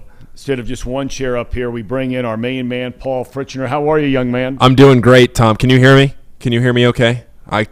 Casey. There we go. Now I got you. Okay. Tom, I'm doing fantastic, Tom. How are you doing? I'm doing good. Doing good. So tell everybody about your show, when it runs, Sure. and what it's all about, because you just cranked it up for the first time last week. Yeah, so the Thursday shows are our real big shows of the week, especially before college basketball season starts. We preview the weekend. We do everything like that. Mondays and Thursdays, though, is the show. 2 p.m. right here on the same channel. If you're watching it here on the Chatterbox Sports YouTube channel, you can just stay on at 2 o'clock. We'll go live. You're also going to be able to find it on Apple Podcasts, Spotify, Stitcher, everywhere that you can subscribe to Tom's show on podcasts. You can subscribe to Not Too Picky as well. But, yeah, Mondays and Thursdays, the Thursdays show are loaded with weekend content, picking every area game as well as national games. And then the Monday shows, we recap that. We talk about, we mix in some FC Cincinnati content. We miss all that in our shows. By the way, FC Cincinnati's going to the playoffs. Is that right? Yeah, FC Cincinnati. You talk about a team, Tom, that last year terrible. They were awful. I said it last week on my show. They found ways to lose matches in unbelievable I mean, they snatched defeat from the jaws of victory better than any sports team I have ever seen. It was unbelievable how FC Cincinnati lost matches last year. And if you haven't been following how they've done this season, if you just wrote them off coming into the season because you thought, oh, they were so bad, how'd they turn it around? They're in prime position for a playoff spot. They played an international friendly last night, so they haven't been playing MLS matches. They'll pick that up again next week. But, yeah, they're in prime position for a playoff spot. That'd be great. You'll keep us up to speed on that. All right, now listen. The only time you came on our show, you had the I think the prediction of the weekend for the opening weekend of the NFL, when I think your word was sprinkle, Tom, a little bit on the money line, right? Yes, for the New York Football Giants. No, it was Kentucky. It was Kentucky over Florida. I thought it was a Giants. It's Kentucky over Florida. Kentucky over Florida. I'll take credit for the Giants pick, though, if you want to give it to me. I thought you did say the Giants. Yeah, I should have just rolled with it. Okay, Giants. I had the Giants, too, Tom. You did. All right, I want to ask you about some bets tonight. We just did our picks. Okay. And I know you're going to be doing this on your show later. Absolutely. But I'm just curious. Okay. Casey and I took the Browns giving 4. That's the most recent updated line on tonight's game. Yep. Browns at home giving 4 to the Steelers. Your thoughts on that? Brandon went with the Steelers. Tom, I think you and Casey are very smart gamblers on that pick. Brandon, I don't know. We'll talk tonight at midnight. We will talk tonight at midnight. We'll also be talking at 2 o'clock on my show about how the Browns -4 is a smart bet for tonight's game. That's what I'm going to be taking. The other thing that I'm looking at for tonight's game, in the last 3 years, it's not a big sample size, but in the last 3 years, the under is 7-0 in games where the total is less than 39 points. And right now, tonight, I think it's somewhere like 38.5. So that's you're saying, if I heard you right, you're saying if the over-under is 39. Is 38.5 or less. Or less, that if you bet the under, you're 7-0? In the last 3 seasons, yes. So basically, Vegas is saying that if you have that low total, they try to bait you into taking that over because 38.5 points in the National Football League. How could that 21 to 17 though? That doesn't get you there if it's 38.5. Right. So that's something to look out for. It's not a big sample size, only 7 times in 3 years. But if you're a trends better, That's something to look at. All right, I'm going to ask you the Bengals this weekend. Okay. Last I saw, that was -5. Cincinnati a favorite. Is Yeah. that roughly where that is, and your thoughts on that, if any? Yeah, it opened up, I think, Bengals somewhere in the 4 or 4.5 range. It's moved toward the Bengals at 5. I know Casey said on our show on Monday that he is betting against the Bengals until they prove him differently. I tend to sway the other way here. I don't know if the first 2 weeks is a big enough sample size. Well, no. Let's back it up. It's not. It's just not a big enough sample size for me to write off the Bengals. And this is a major test for the Bengals, not necessarily in skill as far as the Jets are concerned. I know the Bengals lost to the Jets last year. This is a big test for the Bengals to say, okay, are they going to get things back on track? Are they going to right the ship? Or are they not? Are these just not the Bengals that we were expecting coming into this season? And I think this is a big opportunity on the road in New York against a Jets team that just beat an AFC North opponent. Granted, they were down by 2 scores with less than 2 minutes to go. Probably shouldn't have won that game. Well, first time in 21 years. Yeah, I mean, the Jets had no business winning that game, and they did. Credit to Joe Flacco for what he did in the last 2 minutes of that game. But a lot of things had to go right for the Jets to win that game, as it had to go right for them last year when they beat the Bengals in that game too, if you remember that. So all of that is to say I'm going to try my luck with the Bengals one more time this week. Giving 5. Yes. Under a touchdown. The Bengals were touchdown plus favorites right in that 7 and 8 range in the first 2 weeks. I think at under a touchdown in that 4.5 to 5 range, I think the Bengals can get it done by 6 or 7 this weekend in New York. All right. I have not looked at any of the lines for some of these other games, and I don't want to step all over your show by asking you some of this stuff on our show before your show. Oh, no. Come on, Tom. Let's talk. Let's talk. Right? Absolutely. All right. So I'm going to type in here about betting lines, okay? Okay. So I want to know about a couple of games that we are going to be picking tomorrow. Okay. College games? What are the Cats? 16 and a half? Pro games that we're going to be picking. Okay. So a couple of really interesting games here, right? Okay. You've got Buffalo, Miami. Yes. Buffalo as a road team going to Miami is giving the hometown Dolphins 6 points. Yeah. It's going to be tough to bet against the Bills after everything that I think of their last. I think they've won 25 games in a row. They haven't won 25 games in a row. Of the 25 games that they have won, their last 25 games that they have won, yes, they've won by double digits. Yes. So if you're looking at this and you're saying, okay, you're down in Miami, a place that the Miami Dolphins have played well at home. Yep. In recently, look at they always play well against the Patriots. They can play well against against their division at home. The Bills under a touchdown favorite at Miami. It's tough for me to bet against the Bills, but boy, oh boy, Tom, Jalen Waddle and Tyreek Hill together on the same team, which I heard you a few minutes ago talking about Tua. You are not a Tua guy. I am a Tua guy. Okay. I really believe in what Tua can do, if only because of that receiving core that he has. I really like what Mike McDaniel is doing. He's a quirky guy. No doubt. He's kind of a quirky, fun, different, unique guy. I'm buying what the Dolphins are selling. So you're me telling me you think they're covering? Is that what you're saying? Yay or nay? I don't even hate the Dolphins to win this game. You would consider a sprinkling money line on the Dolphins? I think if there is a value bet on the money line this weekend in the NFL at plus 200, the Dolphins at home with that receiving core, it's going to be a high-scoring game. The total's at 52.5. I don't hate it. Sometimes you put in a bet on the money line and you just think to yourself, okay, maybe there's some value there. I don't know if it's going to hit. I don't think you're an idiot if you take the Dolphins on the money line. I know the Bills are a juggernaut, and some people listening are just shaking your heads right now, but I don't hate it. I'm an idiot for taking the Steelers? Because you said it wasn't a smart bet. I am way more confident. Here's what I'll say. I am way more confident in the Browns -4 than I am in the Dolphins to win this game. All right, but you didn't answer the question if I'm an idiot. I don't want to be mean to you, Brandon. All right.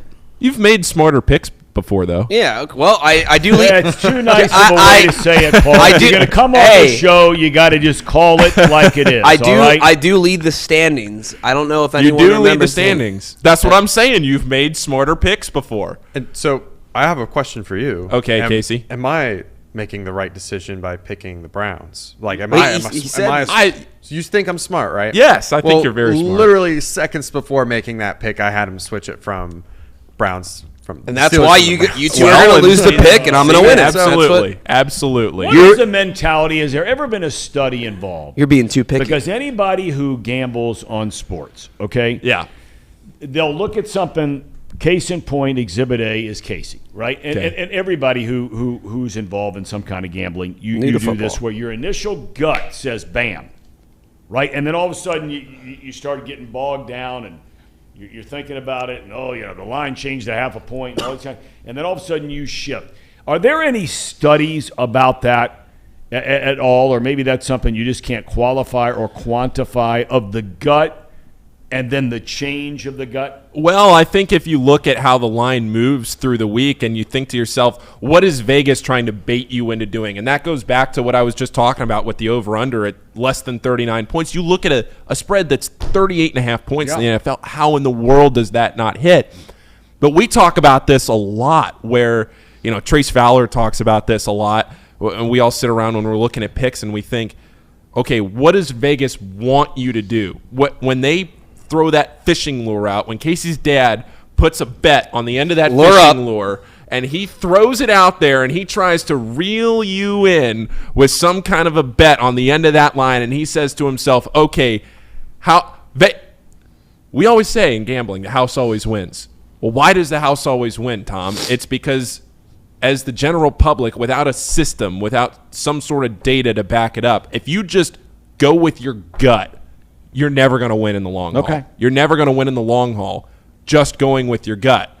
But if you have a system, if you have something that you consistently do in the long haul, there are ways to beat the system. Good gamblers win at 50. The best gamblers win at 55 to 56%. Think about that.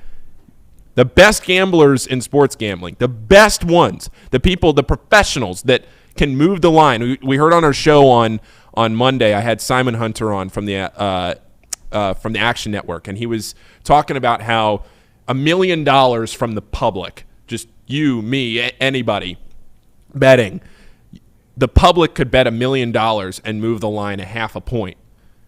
But a sharp bettor walks into a casino with 10 grand, 20 grand, and puts a bet down. That could also move the line a half a point. It's just knowing your trends and knowing what to look out for. The more you do it, the more you learn, the better you're going to be. But to go all the way back to your point about, just the gut feeling and whether that pays off in gambling, I don't think that just the gut feeling, you have to have something there to back it up. But sometimes you just look at a line and you say, what's fishy about this? Mm-hmm. Why is 38.5? Yep. Why are they setting this low? Why does that's the one thing. Why does this make so much sense? And does it make too much sense? Yeah. For good gamblers, the best gamblers, what was their percentage of winning? They're in the long haul, over thousands of picks, Brandon. Over thousands of picks.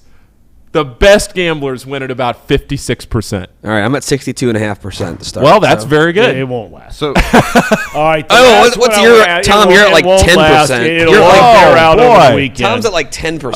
All right. The last one I want to ask you about is because I think this is another really interesting game. We're going to be picking this game. Okay. Last one I want to ask you about. The Ravens are giving New England 2.5. Yeah. And Baltimore is a road team giving 2.5 to the Patriots. Both teams 1-1. Ravens should be 2-0. Under a field goal, I like the Ravens here. Under a field goal, I like the Ravens to cover on the road. I know it's Bill Belichick, but sometimes there's only so much you can do. I'm selling the Patriots. I think that this is a Patriots team that finally you're sort of seeing the Patriots come back down to earth. We've seen that already to a certain extent, but I think the Patriots are starting to come back down to earth. The Ravens had the disaster of the century this past week. Maybe you say, is there a little bit of a hangover there? I just don't think so. I don't really buy into that at the professional level. I definitely buy into the hangover at the collegiate level. I think that there's a big difference there between a week-to-week hangover at the NCAA level. Well, you're talking about 18 to 22-year-old young men versus 24 professionals to making millions of dollars. Right. But yeah, Tom, I think at under a field goal at 2.5, I would take the Ravens there as road favorites. Okay. All right. Well, your show is coming up at 2:00 today. Indeed. Right? Great show today. If anybody's a gambler and knows John Hyslop from Odds Checker, he's the guest today. He's a great guy. Great Twitter follow. He'll be on. Loaded show. I think we have like 20-some picks we're making. Reed will be on too. So a lot of fun today, 2:00. And gambling right here in the Buckeye State becomes sports gambling. Yeah. Becomes legal on midnight New Year's Eve. And I understand they are already planning like the party to end all parties at the Hard Rock. Oh, for midnight? Yes. So it's like one of those things where you kiss your date and then you just have the phone like back around. Absolutely. It's like you're kind of like looking over your shoulder for the line. There are degenerates out there, and I'm not going to accuse you of being one, but you know a lot that will walk to the window to make the bet before kissing their date. Oh, absolutely. I think there will be a line. There'll probably be a concert that night, too. But there will be a line. They got all kinds of stuff going on. I mean, I just hear our good friend Jackie Rao over Game Day Productions. I just hear that they are planning the party to end all parties. Not just because it's New Year's Eve. That's part of it. But that will usher in a brand new age of sports gambling here in the Buckeye State. You'll be able to bet at like Kroger getting groceries, right? Yes. It's up to a certain amount of money. Each kiosk will be able to take a certain amount of money from individuals. I think it's $600 or $700. All the teams already have their own betting partners. Yep. Right? And there will be Bengals, Reds. sports books in the stadiums. Yeah, that's what I mean. Yeah. Yeah. Okay. Paul, good luck today, brother. Hey, thanks Thom, for coming in. Great as always. Absolutely. Thank you. Really enjoyed it. So we'll take a break, and I understand we have a multi-award-winning rendition outside of me doing the gritty of our Cherry on Top segment. Can't wait. All right. That's coming up next. Stick around.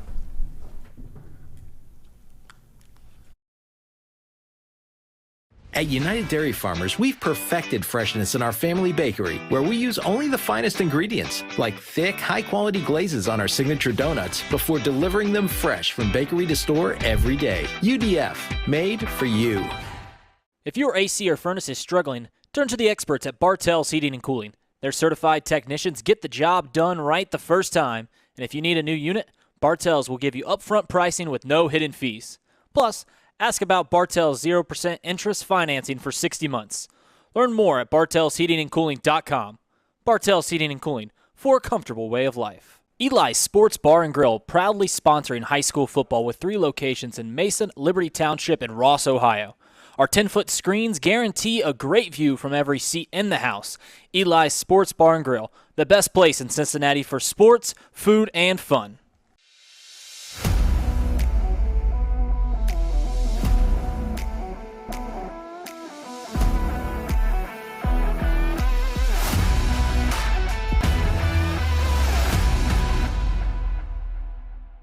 Where can you turn when you're in pain?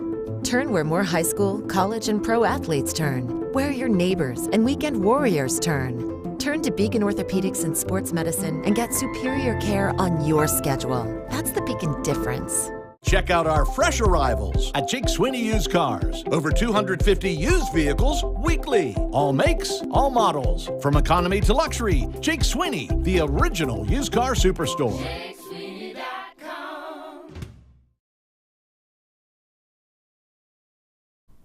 Great to have JakeSweeney.com as part of the program. We had a nice time out there going over to visit their place. We did. What a great setup that is. We really enjoyed it and had a lot of fun, and we're glad they're on board. Penn Station. But this thing's growing. Love to have you be a part of it. If you own a company, part of a company, marketing director for a company, Chatterbox, we got a lot going on here. Just heard from Paul and his show. You have your show starting up in November. Yep, the mental game. The mental game.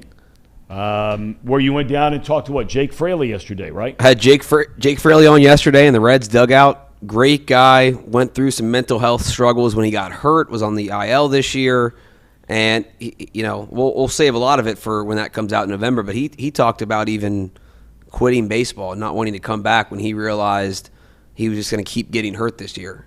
And he was out. He hurt his toe, which put him out for a couple months, running to first in his final game of his rehab assignment after being on the 10-day earlier this year.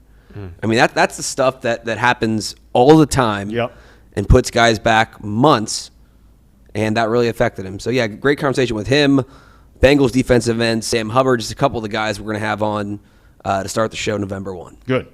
Look forward to that. And, of course, we have our high school football, our game day coverage. Yep. There's all kinds of stuff going on here at Chatterbox Sports. We would love to have you and your company involved with us here at Chatterbox, right in the heart of Hamilton, OHIO. All right, fellas, our title sponsor is United Dairy Farmers. Now, before we go to this, this is our cherry on top segment. Brandon, could you please tee this up for all of us? Mike Gundy, Oklahoma State head coach. Mullet man. The mullet man. This is before the mullet. 15 years ago today was the "I'm a man, I'm 40" quote in the press conference when a writer came after a kid and he brought the clipping. I sound old now. Brought the newspaper, held it up at the press conference, and went at the writer and told everyone across the country to not go after a kid like this. And that's where the famous quote, "I'm a man, I'm 40" was born 15 years ago today. Let's hear it. That's why I don't read the newspaper. Because it's garbage. And the editor that let it come out is garbage. Come after me. I'm a man. I'm 40.